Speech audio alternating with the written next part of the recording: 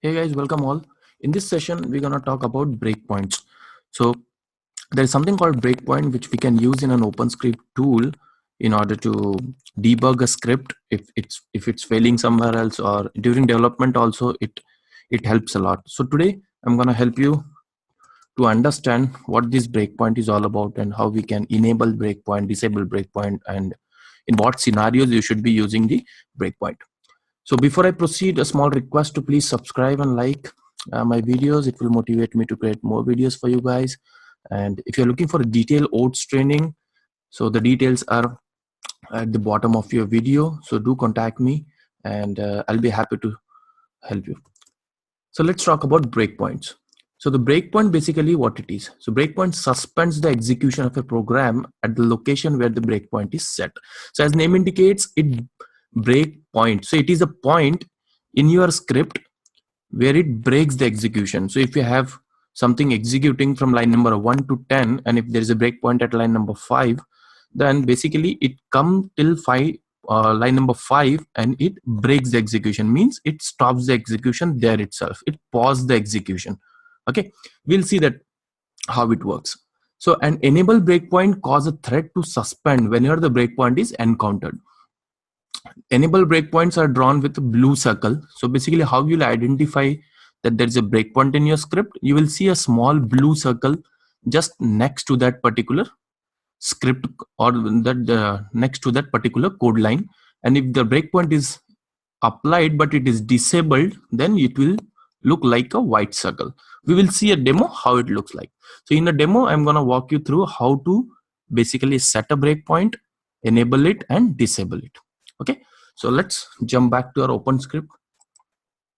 So see, this is the Openscript ID, and I created a simple breakpoint script in which I only have print statement. So as you all guys know, info is nothing but system.out.println in Openscript, right?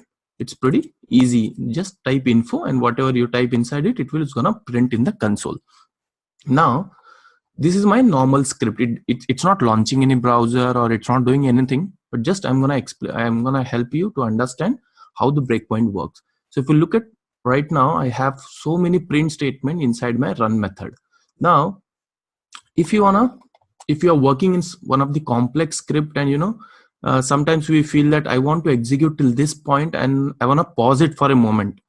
Maybe you want to debug something, or you want to take a note of something, or you want to see how the script behaves. You want to pause that execution at that particular point, and then you want to manually resume the execution, right?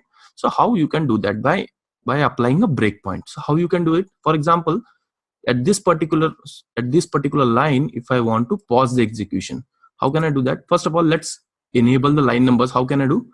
Just hover your mouse on your left of the ID, right click, and show line numbers. So now I have line numbers. So I'm talking about I want to enable a breakpoint in line number 34. What does it mean? When I'll execute from top to bottom, the moment the execution comes to line number 34, I wanna pause the execution. So how can I do that? There are multiple ways with which you can apply a breakpoint. The first thing is you right click on that point and you say toggle breakpoint. The moment you say toggle breakpoint, this blue circle indicates now you have applied the breakpoint at this particular line, which is line number 34, right? And then if you want to disable it, again right click on the same circle and say disable. So the breakpoint is still over there, but it is disabled. You can see the white circle. This indicates the execution is not gonna pause at line number 34, but it will continue because the breakpoint is disabled, right? So let's talk about first enabling the breakpoint. And the other way to enable a breakpoint is just double click that particular line.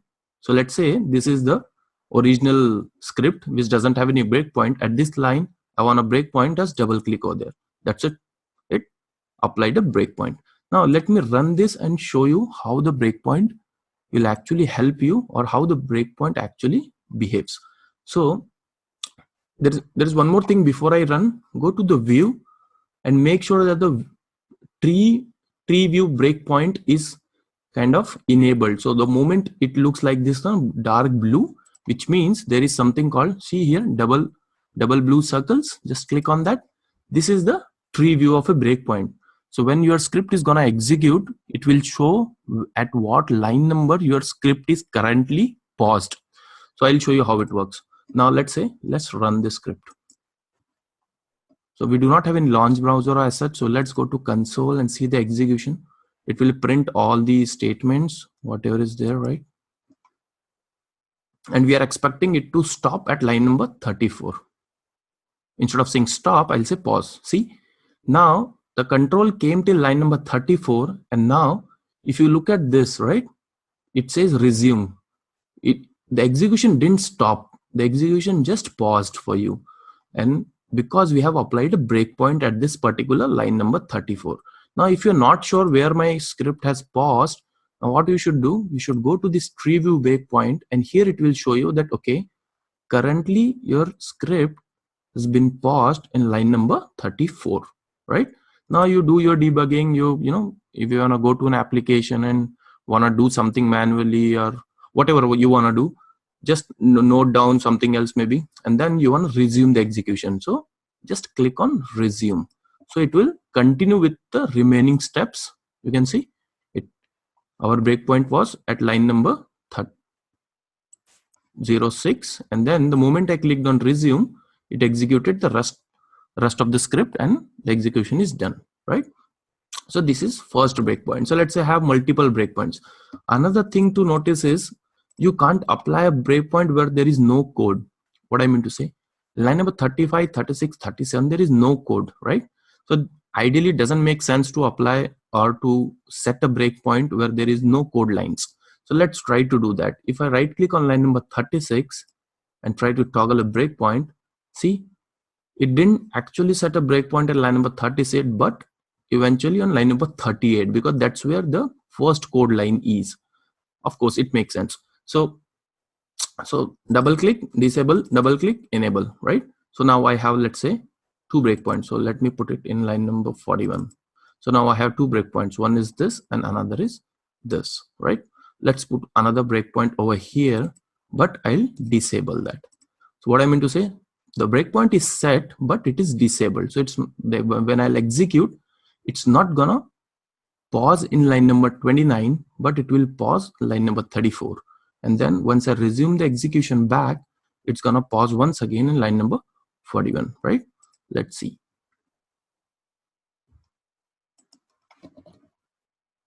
Let's go to console.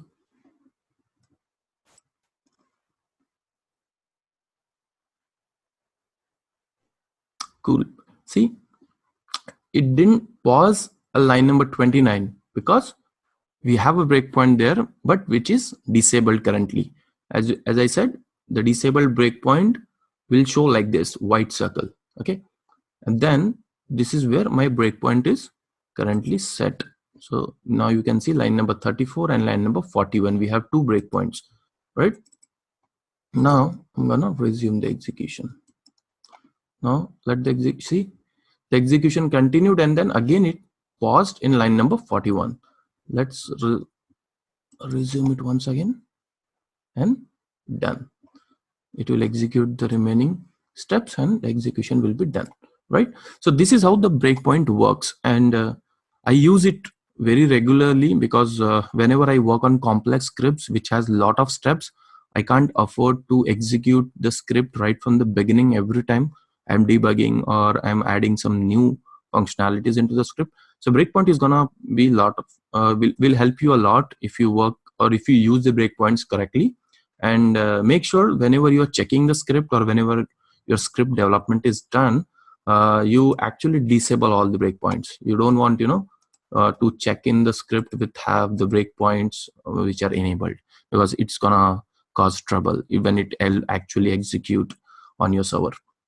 So that's it for today's session about breakpoint. And yeah, guys, let me know if you're looking for a detailed training. I can help you with that. I have designed a course which has more than 20 hours of content, so you can learn Oats in multiple ways from me. I have recorded training, I have one-on-one sessions.